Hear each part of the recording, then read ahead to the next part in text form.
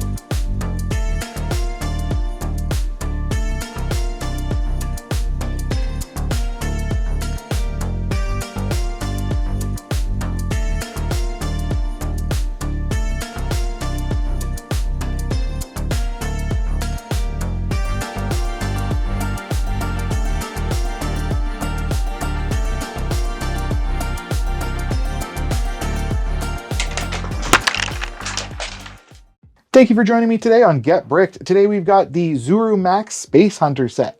Now this set includes 105 pieces, and it doesn't look like there's any official set number or anything like that for this brand. They just go based off of the name of the set. Now included in this set, we do of course get the minifigure as the Space Hunter themselves, and then we also get this mounted gun, which doesn't look too bad, and it is, I guess, supposed to be an armored vehicle of some kind, but together they do look really good as a set. The mounted gun does actually move very silently, because it does have some really nice thick rubber wheels for when it's rolling, so it does actually move very smoothly. Now taking a look at the minifigure, I love the fact that it's done up with the white arms and legs and the dark blue for the torso. No print on the torso though, but it matches the color you see in the vehicle that it comes with. Now we do get this armor piece for the chest done up with this medium gray color, and then we also get a helmet done up in a similar color with the orange visor. Now there's no separate headpiece or anything like that that comes in this set, so you can't take the helmet off. The helmet is part of the outfit for this minifigure. But overall, that doesn't look too bad for the minifigure, and I like the look that it gives. It definitely seems like this could be a space fighter of some kind. Now included with the minifigure, we do get an accessory where he comes with this space blaster,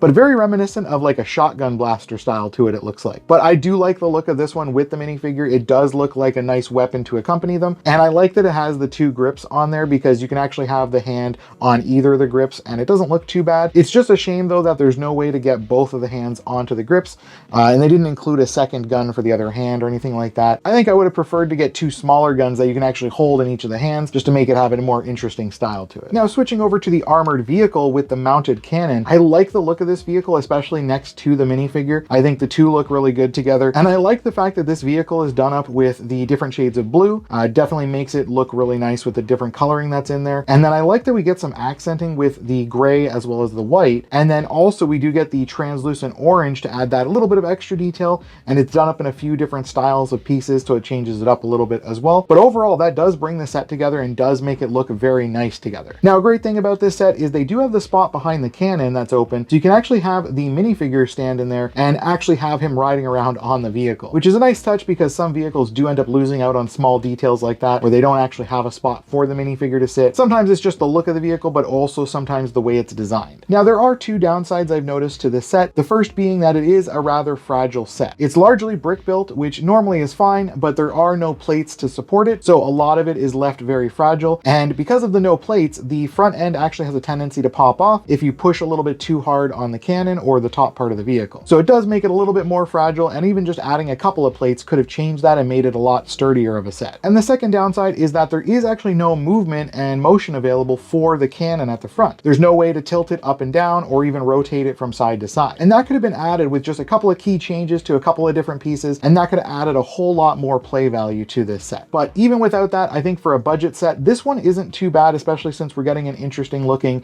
minifigure to go with the set. But again, it would have been nice to see it just made a little bit more sturdy in the way that it was built, just by changing up a couple of the pieces. So let me know your thoughts on the Space Hunter set in the comments below, and any other sets from them that we should be on the lookout for. Now, don't forget to like and subscribe and get that bell on so you can be notified about our next video. Now, before you go on the hunt in space, just be sure to tell everyone that you just got bricked.